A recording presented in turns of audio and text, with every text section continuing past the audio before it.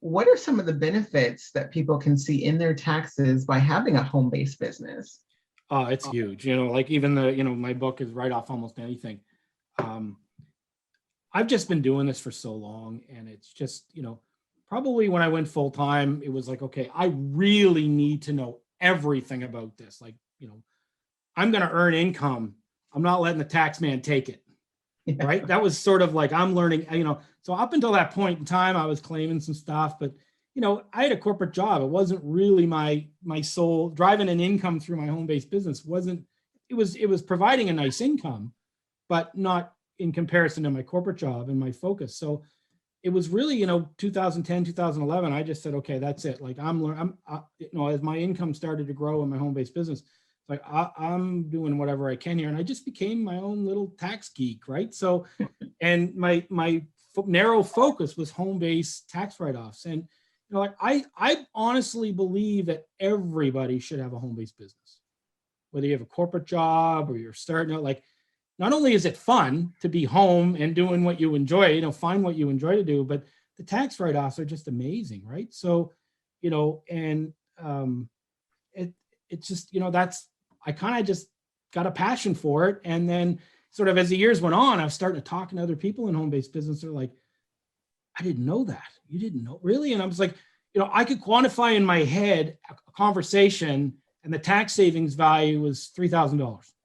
And I talked to somebody a week or so ago, and I said, you know what?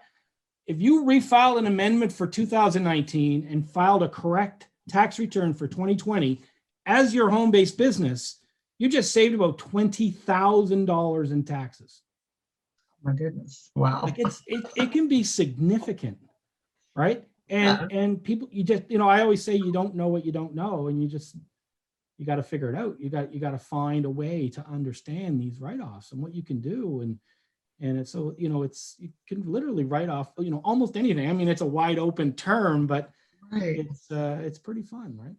Yeah, I've done some of the research myself, and that's, you know, partly how I even knew to look for something like this, because I knew there was a way to write off things. And I'm like, well, the tax code, you go looking in the irs.gov, it's like, what is this even saying? I don't know.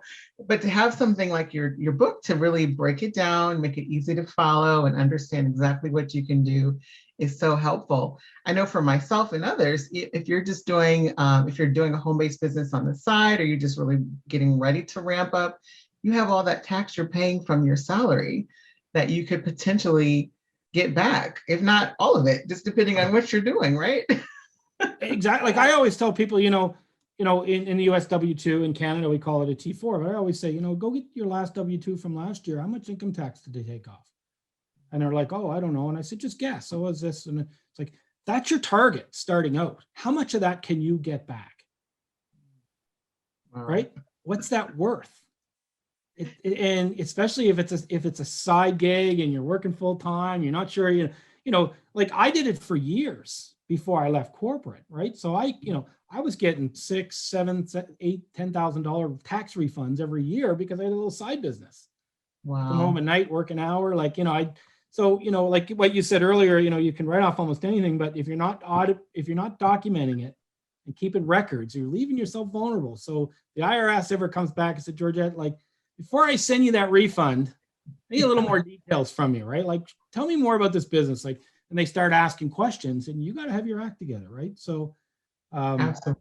But as long as you got your record keeping and you've got all the pieces put together, then, you know, I say you're pretty much audit proof, right? So, yeah, as long as you're staying within the guideline. I'm not suggesting you do anything that's illegal or anything, but there's just so much you can do that a lot of people don't know about.